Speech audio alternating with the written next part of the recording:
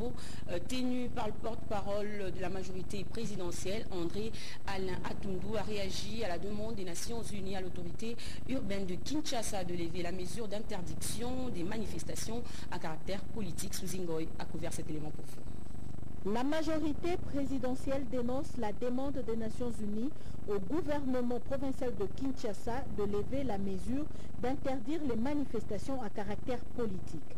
Ainsi, lorsque, en considération des risques de sécurité encourus par leur population, certains gouvernements en Afrique, en Europe ou même ailleurs dans le monde prennent la difficile décision de restreindre l'espace de la liberté d'expression, aucune atteinte n'est portée contre le droit international, étant donné que la préoccupation prioritaire, en l'occurrence, est d'épargner leur communauté nationale des actes de violence et de graves atteintes à l'ordre public, suite par exemple aux attentats terroristes ou aux actes similaires.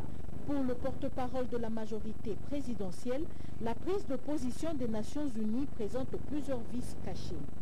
L'allure discriminatoire de cette déclaration, qui ne vise manifestement qu'à soutenir le rassemblement, risque d'une part de radicaliser ce mouvement qui vise en réalité à défier l'autorité de l'État au mépris des droits fondamentaux de la personne humaine, d'autre part de créer une tension inutile et hautement préjudiciable entre les forces de l'ordre et les militants du rassemblement, au risque par ailleurs de cabrer les autres acteurs politiques dont les initiatives de ce genre, interdites par le gouverneur de la ville, n'ont pas bénéficié du même soutien de la part des Nations Unies.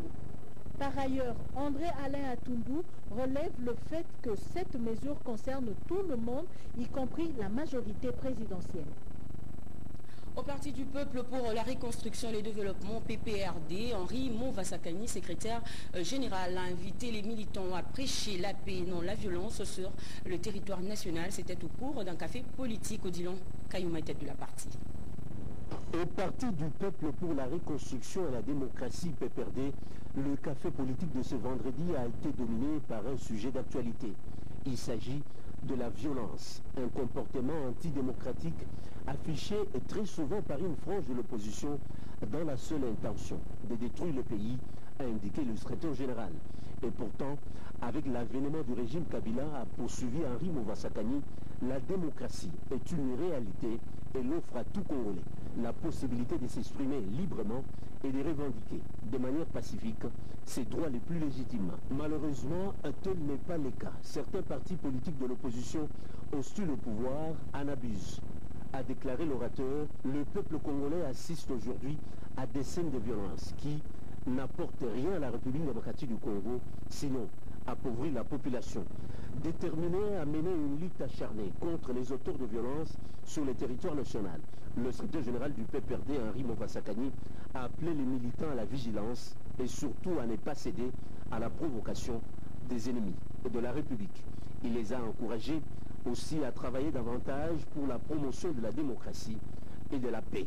Certes, à l'exemple de l'initiateur du parti, le chef de l'État, Joseph Kabila Kabange, qui chaque jour multiplie des efforts dans le seul but de réaliser le bien-être de la population congolaise. Dans le même ordre d'idées, Jean-Pierre Kambila a démontré aux militants que la violence utilisée par une frange de l'opposition constitue un frein au développement du pays. En guise d'illustration, le directeur des cabinets du chef de l'État a présenté à l'assistance les dates ayant marqué l'histoire de violence en République démocratique du Congo. Conséquence, a-t-il souligné, des milliers de pertes en vies humaines et des dégâts matériels enregistrés. Pour